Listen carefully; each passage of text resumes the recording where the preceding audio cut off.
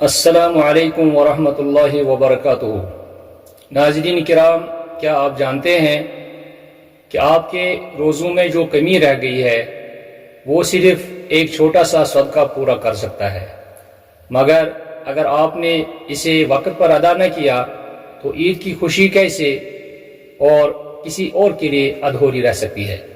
تو آئیے اس موضوع پر لب کشائی کریں اور سامعین و ناظرین تک صدقہ فطر سے متعلق جو بھی باتیں ہیں ان کو اور اس کے اندر جو مصلحتیں ہیں ان کو بیان کریں تاکہ آپ کے لیے آسانی ہو جائے۔ آئیے سنتے ہیں یہ درس صدقہ فطر کے بارے میں۔ ناظرین کرام، صدقہ فطر کا تعارف اور اس کی اہمیت میں آپ کو اس درس میں بیان کرنا چاہتا ہوں۔ سب سے پہلے صدقہ فطر کی لغوی اور اصطلاحی تعریف کیا ہے، ہمیں پہلے یہ جاننا ضروری ہے کہ صدقہ فطر کی عربی زبان میں اس کی کیا تعریف ہے اور یہ لفظ کہاں سے نکلا ہے۔ فطرہ سے نکلا ہے یہ لفظ، یعنی صدقہ فطر جو ہے فطرہ سے نکلا ہے، جس کے معنی ہوتے ہیں روزہ کھولنا یا افطار کرنا۔ تو لہذا صدقہ فطر کا مطلب یہ ہوا کہ روزہ کھولنے کے وقت دیا جانے والا صدقہ، روزہ کھولنے کے وقت دیا جانے والا صدقہ۔ تو شریعت میں اس کی تعریف یوں کی گئی ہے، وہ مخصوص صدقہ جو رمضان المبارک کے اختتام پر ہر صاحب نصاب مسلمان پر واجب کیا گیا ہے تاکہ روزوں کی کمی کو پورا کیا جائے اور فقراء کی مدد ہو سکے۔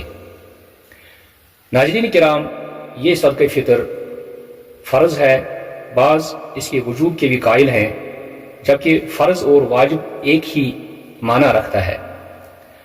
بعض علماء صدقہ فطر کو سنت مؤکدہ قرار دیتے ہیں۔ بعض علماء کے نزدیک صدقہ فطر واجب ہے اور بعض علماء کے نزدیک صدقہ فطر فرض ہے اور بعض کے نزدیک سنت مؤکدہ ہے۔ بہرحال چاہے ہم فرض مانیں یا واجب مانیں یا سنت مؤکدہ مانیں، صدقہ فطر کی نہایت ہی بڑی اہمیت ہے، اس لیے ہمیں اس صدقہ فطر کو دینا چاہیے اور عید سے پہلے دینا چاہیے۔ چنانچہ حضرت ابن عمر رضی اللہ تعالی عنہ سے روایت ہے کہ نبی اکرم صلی اللہ علیہ وسلم نے صدقہ فطر کو فرض قرار دیا ہے۔ صحیح بخاری کے حوالے سے اس حدیث سے ہمیں معلوم ہوتا ہے کہ صدقہ فطر کی فرضیت ہے اور یہ فرض ہے۔ اسی طرح سے سلف صالحین میں سے بعض صحابہ تابعین کا عمل بھی اس پر مسلسل رہا ہے اور جس سے اس کی نہایت ہی وہ اہمیت جو ہے وہ واضح ہو جاتی ہے۔ اس کے بعد ہم دیکھنا چاہتے ہیں کہ صدقہ فطر کے جو مقاصد ہیں اور اس کے جو مصالح ہیں وہ کیا ہیں۔ صدقہ فطر کے اہم مقاصد میں سے یہ ہے کہ روزوں کی پاکیزگی ہوتی ہے، روزوں کی پاکیزگی ہوتی ہے، یعنی روزے کے دوران ہونے والی لغزشوں، یعنی کبھی کبھی انسان کے منہ سے غلط بات بھی نکلتی ہے، احتیاط کرنے کے باوجود بھی انسان بعض اوقات فحش گوئی کا مرتکب ہوتا ہے تو اس کے لیے اس کو ایک کفارہ بنتا ہے، تو یہ صدقہ فطر اس کا کفارہ کے طور پر دیا جانا ہے۔ اس کا مقصد یہ بہت ہی بڑا مقصد ہے کہ ہمارے روزے جس کے لیے ہم نے پورا ایک مہینہ فاقہ کشی میں گزارا تو اس فاقہ کشی کا فائدہ بھی ہونا چاہیے۔ ہاں، بحیثیت انسان اگر کسی مسلمان کو ان روزوں کے دوران کوئی غلط بات یا کوئی غلط کام ہوا ہے تو اس کا کفارہ اور اس کا جو ہے متبادل کے طور پر اس کو صدقہ فطر دینا فرض قرار دیا گیا ہے۔ تو یہ ایک نہایت ہی اہم مقصد ہے۔ دوسرا مقصد ہے کہ جو بھی ہمارے معاشرے میں، ہمارے سماج میں جو بھی فقراء ہیں، مساکین ہیں، محتاج ہیں، واقعی جو محتاج ہیں، ایسے نہیں جو پیشہ ورانہ ہیں، کیونکہ ہمارے مسلم سماج میں بہت سے لوگ ایسے ہیں جو اپنے آپ کو صدقہ کے مستحق سمجھتے ہیں لیکن وہ صدقہ کے مستحق نہیں ہوتے ہیں۔ بعض لوگوں نے ایک کاروبار بنایا ہے اور بعض لوگ جو ہے مانگنے اور بھیک مانگنے سے ہی اپنے اپنا پیٹ پالتے ہیں اور اپنا پیشہ بنایا ہے انہوں نے. لیکن یہاں ایسے فقراء کی مدد درکار ہے، ایسے فقراء کی مدد کرنی ہے جو واقعی فقراء ہیں اور جو واقعی مساکین ہیں. تو اس کی مقاصد میں سے یہ بھی ہے کہ ہم ایسے فقراء کو ڈھونڈیں، ایسے فقراء کو تلاش کریں جو ہمارے ارد گرد میں ہیں اور جو ہمارے آس پڑوس میں ہیں. ایسے فقراء کو ہم تلاش کریں، اور یہ مصلحت ہے صدقہ فطر کی. اسی مصلحت ہے کہ عید کے دن ہم ایسے فقراء اور محتاج لوگوں کو خوشی میں شریک کرائیں. یعنی ان کے گھر میں بھی دال چاول ہونا چاہیے، ان کے گھر میں بھی خوشیاں ہونی چاہیے. اس لیے ہمیں ان لوگوں کا خاص خیال رکھنا ہے. تیسرا فائدہ ہے سماجی ہمدردی. یعنی ہم سماج میں ہمیں چاہیے کہ ہم لوگوں کے ہمدرد بنیں، ہم لوگوں کے غمگسار بنیں. سماج میں ہم دیکھیں کہ کون شخص جو ہے مدد کے قابل ہے، کون شخص صدقہ کے قابل ہے، تو اس کی ہمدردی کریں. تو اس طرح سے کیا ہوگا؟ اس طرح سے معاشرے میں ہماری سوسائٹی میں محبت اور رواداری، اخوت اور مساوات پیدا ہو جائے گی. تو یہ بھی ایک بہت ہی اہم مقصد ہے صدقہ فطر کا، کہ ہم آپس میں محبت سے رہیں، ہم آپس میں رواداری سے رہیں، ہم آپس میں اخوت اور بھائی چارے کو قائم رکھیں اور ہم آپس میں مساوات پیدا کریں. ناظرین کرام، اس کے علاوہ ایک اور مقصد ہے جو صدقہ فطر ہے، اس کا اور ایک مقصد ہے، وہ ہے اللہ کی نعمتوں کا شکرانہ. اللہ کی نعمتوں کا شکرانہ یہ بھی ہو سکتا ہے کہ ہم مالی اعتبار سے اللہ کی نعمتوں کا شکر ادا کریں. یہ بھی ہے ایک مقصد کہ ہم شکر ادا کریں گے، لیکن کیسے؟ اپنے مال کے ذریعے سے. شکر ادا کیا جاتا ہے زبان کے ذریعے سے بھی، شکر ادا کیا جاتا ہے دل کے ذریعے سے بھی، شکر ادا کیا جاتا ہے اپنے اعمال کے ذریعے سے بھی، عبادات کے ذریعے سے بھی. لیکن مالی عبادت کے طور پر بھی ہم شکرانہ ادا کر سکتے ہیں. اس لیے میرے بھائیوں، جو صدقہ فطر ہے، یہ صدقہ فطر سلف صالحین کے نزدیک نہایت ہی اور انتہائی اہم عبادت ہے، اور وہ اس کو ایک نہایت ہی اہم عبادت سمجھتے تھے. تو نماز عید سے پہلے اس صدقہ فطر کو ادا کرنا چاہیے، اور چونکہ سلف صالحین ایسا ہی کرتے تھے. سلف صالحین صدقہ فطر کو تاخیر سے یعنی عید کے بعد ادا کرنا جو ہے، چونکہ یہ حدیثوں سے بھی ثابت ہے، کیونکہ یہ ایک عام صدقہ کے طور پر مانا جاتا ہے.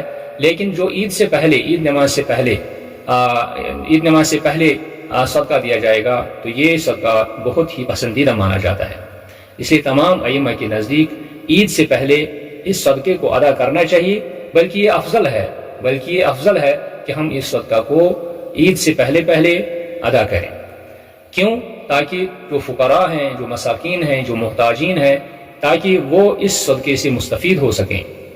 تو اس کا مطلب ہے کہ اس صدقے کا جو سب سے افضل وقت ہے وہ نماز عید سے پہلے کا ہے. سب سے افضل وقت جو ہے نماز عید سے پہلے کا ہے. اور اس کے ساتھ ساتھ ہم یہ بھی بیان کریں کہ کبھی انسان کو بھول جانے کا خطرہ ہوتا ہے، یا انسان کو مشغول ہونے کا خطرہ ہوتا ہے، تو اس میں رمضان کے آخری 2 دنوں میں بھی دیا جا سکتا ہے. یعنی جس کو ہم عرفہ کہتے ہیں، حالانکہ اس عید کا عرفہ نہیں ہوتا ہے، لیکن عید سے پہلے 1 دن، عید سے پہلے 2 دن بھی دیا جا سکتا ہے. لیکن یہ صرف جواز کی حد تک ہے.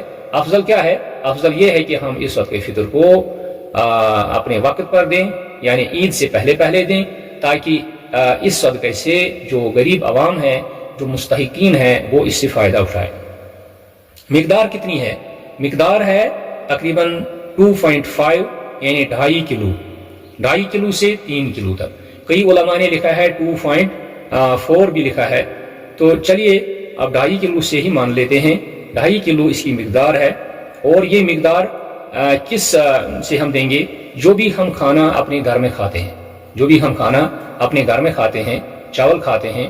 یہاں تو ہم مختلف قسم کے چاول کھاتے ہیں. جو بھی کوئی شخص جو ہے جو چاول کھاتا ہے، جس قسم کا چاول کھاتا ہے، چاہے وہ دیسی چاول کھاتا ہے، یا وہ ملا کے کھاتا ہے، یا وہ دکان سے خریدا ہوا چاول کھاتا ہے، تو اسی کے حساب سے اس کو یہ صدقہ فطر فی کس، یعنی گھر میں جتنے بھی افراد ہیں ان میں فی کس 2.5 کلو کے حساب سے اس صدقے کو دینا ہے.